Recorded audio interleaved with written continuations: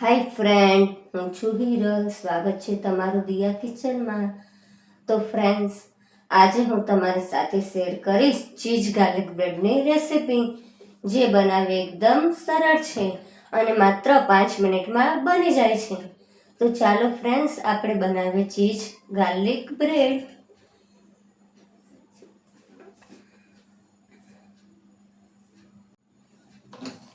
તે બનાવવા સૌથી પહેલા આપણે ગેસ ચાલુ કરીશું ફ્રેન્ડ્સ, અને તેના પર એક વાસણ રાખી દઈશું ફ્રેન્ડ્સ, અને ગેસની આંચ ધીમી કરીશું.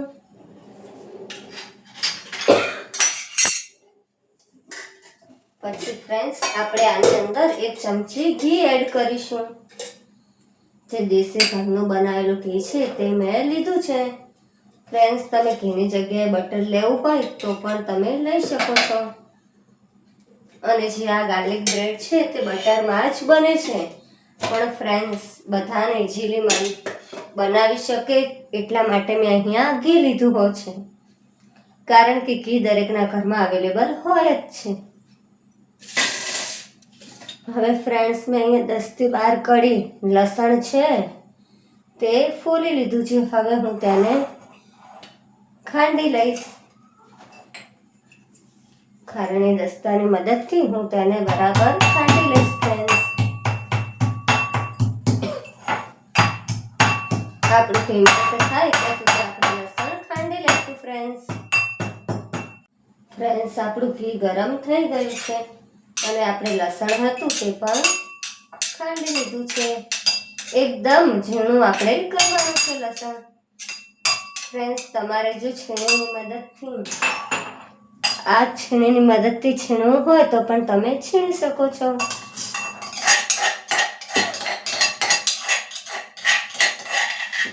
આ રીતનું ફ્રેન્ડ્સ આપણી લસણની પેસ્ટ તૈયાર થઈ છે. હવે આપણે ઘીમાં એડ કરીશું.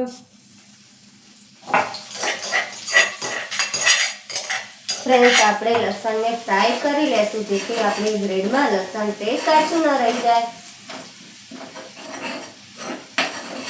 આ રીતે આપણે સતાવી લેશું. પછી આપણે તેમાં ઓરેગાનો એડ કરીશું.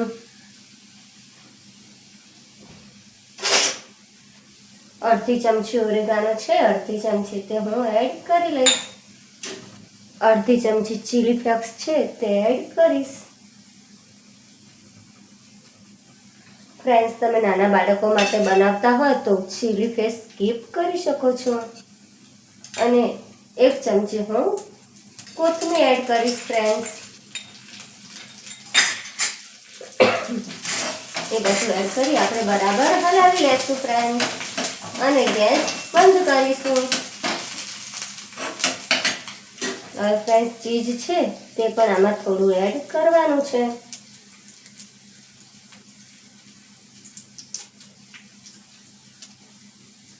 તમારે પાસે જો તમે ચીઝની સ્લાઇડ હોય તો તે પણ તમે લઈ શકો છો, પણ મારી પાસે આ ચીઝની ક્યુબ છે ફ્રેન્ડ્સ. આપણે આ આદુ છીણવાની જે છીણી આવે છે તેની મદદથી થોડું અંદર એડ કરી લેશું ફ્રેન્ડ્સ. આપણે ફ્રેન્ડ્સ થોડું ચીઝ એડ કરવાનું છે. ચીઝ એડ કરી આપણે બધું ફરીથી હલાવી લેશું.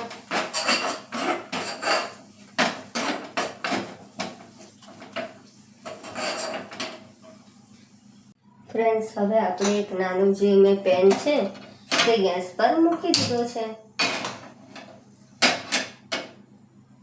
અને આપણે તેના પર થોડું ઘી લગાવી લેશું ફ્રેન્ડ્સ.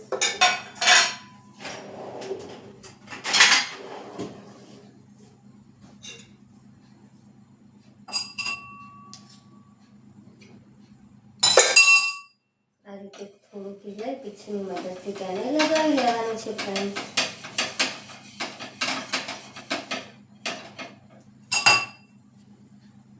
એ ગરમ થાય એટલે આપણે તેના પર બ્રેડ રાખીશું ફ્રેન્ડ્સ.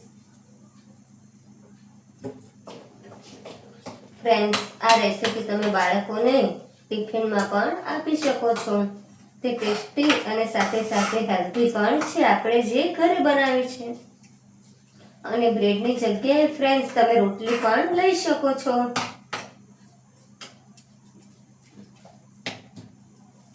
જો તમે બાળકો માટે બનાવતા હો તો બ્રેડની જગ્યાએ બ્રાઉન બ્રેડ જે ઘઉંની આવે છે તે પણ લઈ શકો છો અને રોટલી પણ લઈ શકો છો ફ્રેન્ડ્સ. રોટલી પર આ રીતે બનાવી તમે ટિફિન બોક્સમાં પણ આપી શકો છો, જે ટેસ્ટી સાથે સાથે હેલ્ધી પણ કહેવાશે ફ્રેન્ડ્સ.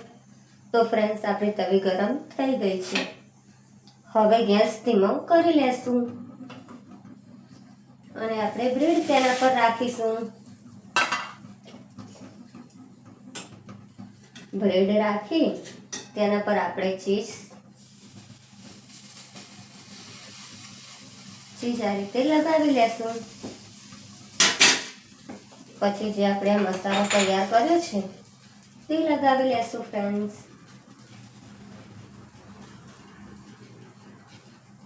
આ રીતે આપણે મસાલો લગાવી લેવાનો છે.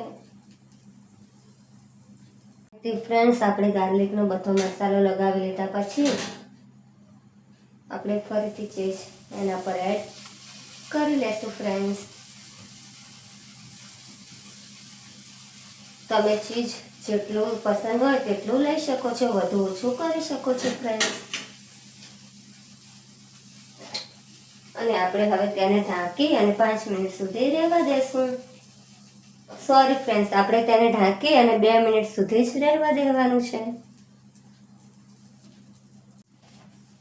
તો ફ્રેન્ડ્સ હવે આપણે વાસણ હટાવી લીધું છે અને આપણે તેને નીકાળી લેશું. તો ફ્રેન્ડ્સ તૈયાર છે આપણી ચીઝ ગાર્લિક બ્રેડ. હવે બીજી બ્રેડમાં પણ આપણે સેમ પ્રોસેસ કરવાની છે. ફરી હું તમને એકવાર બતાવી દઉં ફ્રેન્ડ્સ.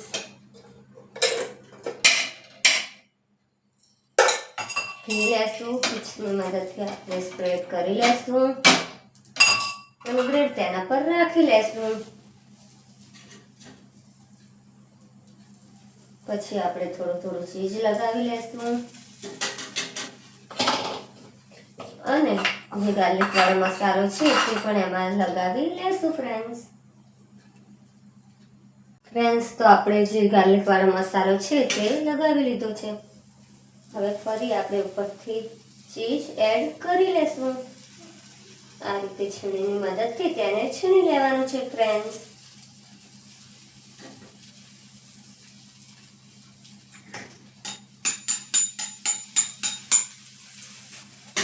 અને ફરીથી આપણે તેને ઢાંકી અને 2 મિનિટ સુધી રહેવા દેવાનું છે ફ્રેન્ડ્સ. હવે આપણે વાસણ હટાવી અને જોઈ લેશું.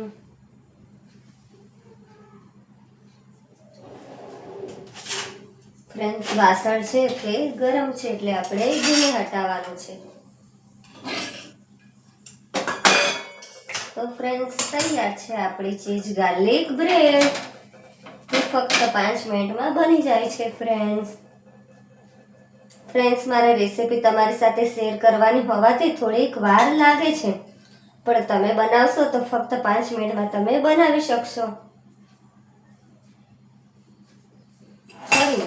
આપણે હવે આના ઉપરથી ચીઝ એડ કરી લેશું. જે એક્સ્ટ્રા ચીઝ છે તે નાના બાળકોને ખૂબ ભાવે છે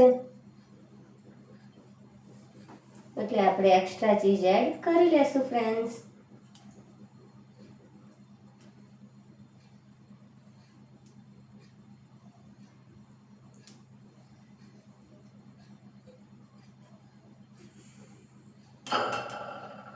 અને ટોમેટો કેચઅપ સાથે સર્વ કરીશું ફ્રેન્ડ્સ.